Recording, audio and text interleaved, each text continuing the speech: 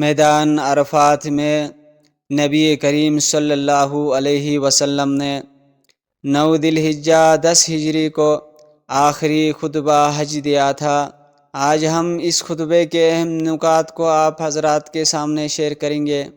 نبی کریم صلی اللہ علیہ وسلم نے فرمایا، اے لوگو سنو، مجھے نہیں لگتا کہ اگلے سال میں تمہارے درمیان موجود ہوں گا۔ میری باتوں کو بہت غور سے سنو اور ان کو ان لوگوں تک پہنچاؤ جو یہاں تشریف نہیں لائے۔ اے لوگو، جس طرح یہ آج کا دن، یہ مہینہ اور یہ جگہ عزت و حرمت والی ہے، بالکل اسی طرح دوسرے مسلمانوں کی زندگی عزت و حرمت والی ہے۔ تم اس کو چھیڑ نہیں سکتے۔ لوگوں کے مال اور امانتیں ان کو واپس کر دو۔ کسی کو تنگ نہ کرو، کسی کا نقصان نہ کرو، تاکہ تم بھی محفوظ رہو۔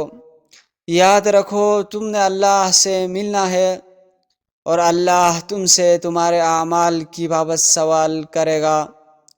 اللہ نے سود کو ختم کر دیا، اس لیے آج سے سارا سود ختم کر دو۔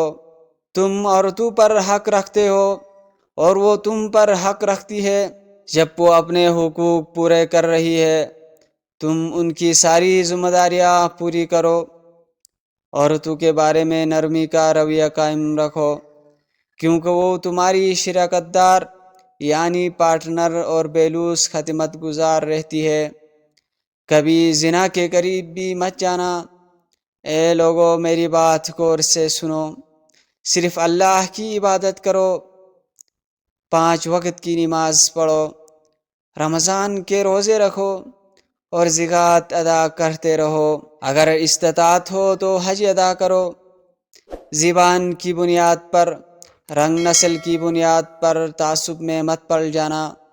کالے کو گورے پر اور گورے کو کالے پر، عربی کو عجمی پر اور عجمی کو عربی پر کوئی فوقیت حاصل نہیں۔ ہر مسلمان دوسرے مسلمان کا بھائی ہے۔ تم سب اللہ کی نظر میں برابر ہو۔ برتری صرف تقوی کی وجہ سے ہے۔ یاد رکھو تم ایک دن اللہ کے سامنے اپنے اعمال کی جواب دہی کے لیے حاضر ہو جانا ہے۔ خبردار رہو، میرے بعد گمراہ نہ ہو جانا۔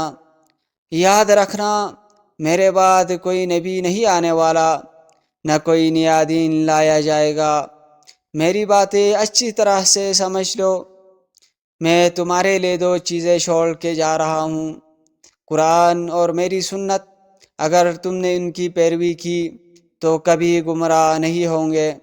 سنو تم لوگ جو موجود ہو، اس بات کو اگلے لوگوں تک پہنچانا اور وہ پھر اگلے لوگوں کو پہنچائیں گے، اور یہ ممکن ہے کہ بعد میں آنے والے میری بات کو پہلے لوگوں سے زیادہ بہتر سمجھ لے اور اس پر عمل کر سکے۔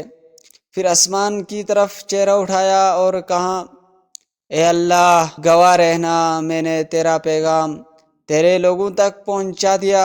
اللہ ہم سب کو اس دنیا میں نبی رحمت کی محبت اور اس کی سنت پر عمل کرنے والا بنائے، اور آخرت میں جنت الفردوس میں اپنے نبی کے ساتھ اکٹھا کرے۔